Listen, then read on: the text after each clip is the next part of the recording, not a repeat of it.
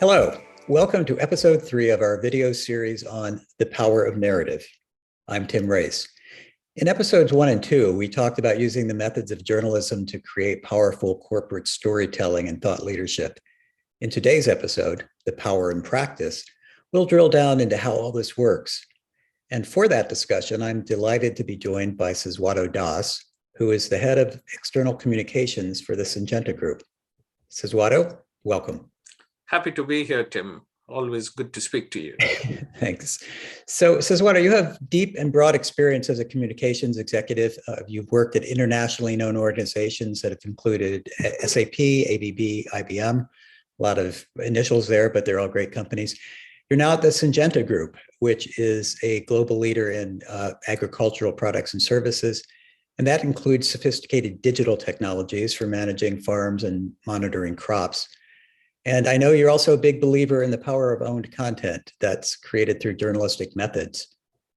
In fact, I'm proud to say that the content and thought leadership that method has helped Syngenta produce under you, Saswato, recently won a SABRE Award. So, Saswato Das, thanks again for joining us today. So, when I retired from the New York Times 6 years ago and began doing corporate work, I had the good fortune to start working with you when you were still at ABB. And ABB, for those who may not know, is a global leader in power grid technology and industrial automation. And so, Saswato, I actually credit you for having shown me how owned content and thought leadership can be done. So let me ask, how and when did you first start thinking about owned content as an important part of strategic communications? And if it's possible to say, what's your, general philosophy about the role of owned content? Yeah, thank you, Tim. So we have always been trying as corporate communications people to tell stories. Typically, when I started in this business, the way it used to work was you would pitch these stories to journalists. And if you were lucky, they would get interested and write about it. And if you were a student of journalism or PR, you would see that a good journalist would really take the material you were pitching and make it come to life. And so one of the things that often happened in companies in those days, I'm sure it still happens now, is that people would take a good story written by a journalist, maybe for the New York Times or the Wall Street Journal, and circulate it and amongst themselves and say, hey, this was a good way to tell the story.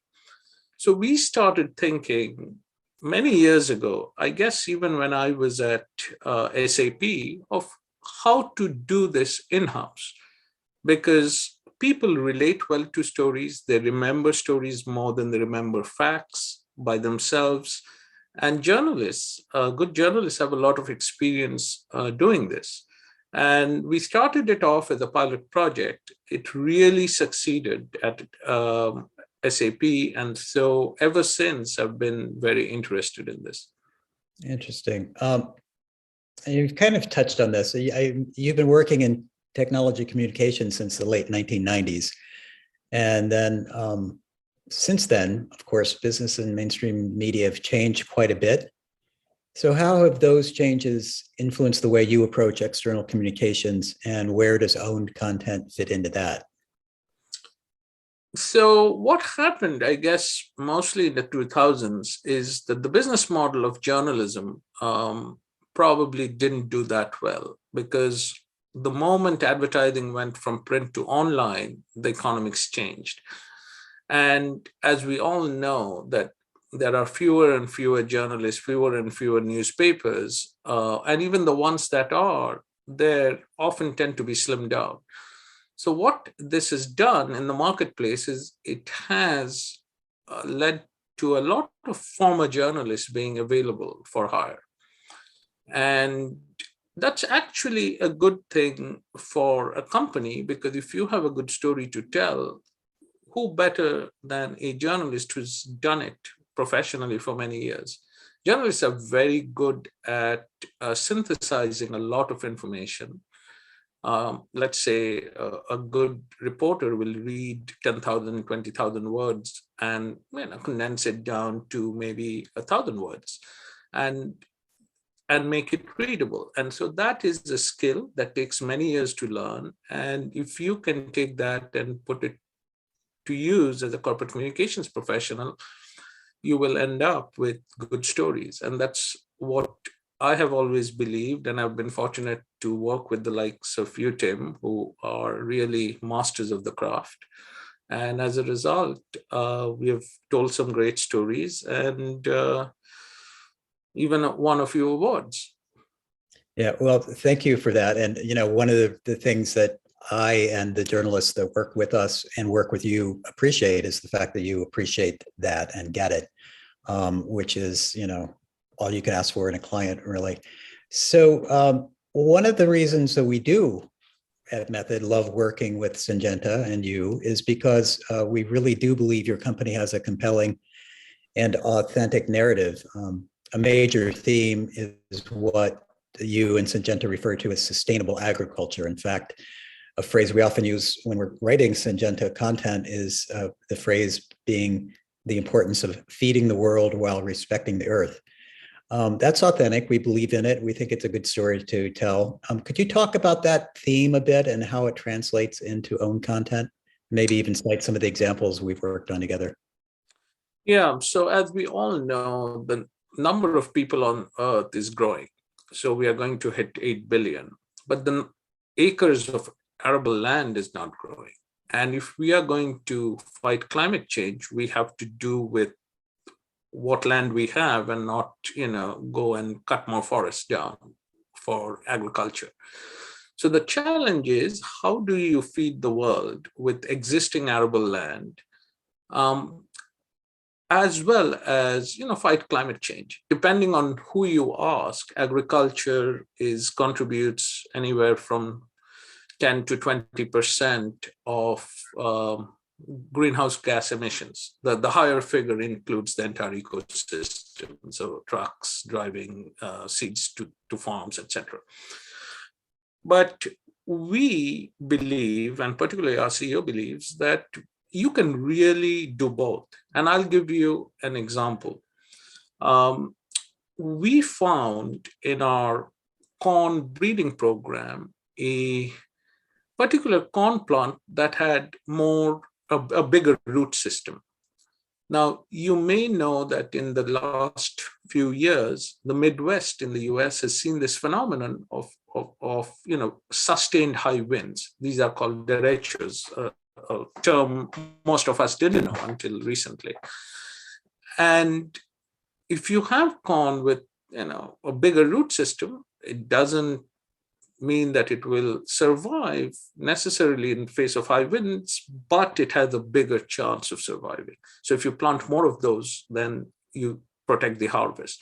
Now, this is what farmers want. They want not to lose their harvest when there are sustained, climatic events, some of which are driven by climate change. So we have talked about some of your corn varieties. I know also we've had a couple of profiles of farmers. There was the one, Trey Hill, who was a sustainable farmer, or a farmer practices sustainable methods in the Eastern Shore of Maryland. And you put us in touch with him. We actually did a fairly full-blown magazine article type feature on that and a video. Did you want to talk about sort of why you thought that was an important thing for Syngenta to put the resources into?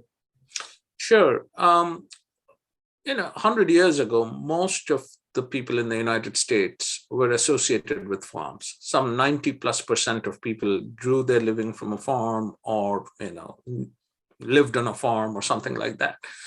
So everyone knew what farming was like. Today, it's a few percent. I think it's 3 or 4% of the United States that actually lives on a farm. So not everyone knows what modern farming is like. And I think this was an opportunity to go out and see what a modern farmer does, because many of us have these romanticized views of farmers, and what this article hoped to show was that, they embrace digital, they are modern, they're doing carbon trading, And we really wanted to do it through storytelling and good pictures and videos. And, we had drones and we had, nice pictures. And I think it turned out to be a great feature.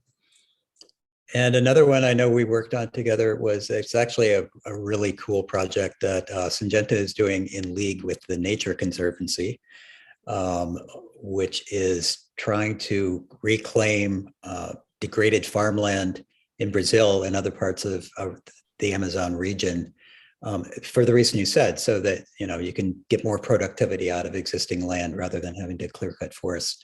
And in fact, that relationship turned into a byline that we worked on with you and Eric Fierwald, who's the CEO of Syngenta, and Jennifer Morris, who's the CEO of the Nature Conservancy. And tell us about where placing that, how that came out, and sort of the impact you think it had. So when I joined Syngenta, I found it quite unusual that NGO like the Nature Conservancy was working with a big company. And I think that's the model if we are really going to address issues like climate change, because together we can do a lot of good. And one of the projects, as you mentioned, is this big project in Brazil, Reverte, where we take degraded farmland and we bring it back to life, preventing deforestation, further deforestation. And to do that, you not only need to do sort of digital farming or just new varieties of seeds and fertilizer and pesticides, but you also need to find financial models. And this partnership has been very successful in doing that. And I thought it would be great to tell the world a little bit about it. And as we were doing it, and as we saw both, Eric, our CEO, as well as Jennifer Morris, CEO of the Nature Conservancy, they were both excited about its success, and it made sense to write something together as an op-ed, which we found that Fortune was interested in, and we wrote it, and they wrote it up, and we placed it there, and that was a good outcome, I thought. And another thing that's fun to work with your company on is some of the new varieties of produce that the company works on. There was the Hume tomato that we did a feature story about that. Could you kind of summarize what the Hume is all about?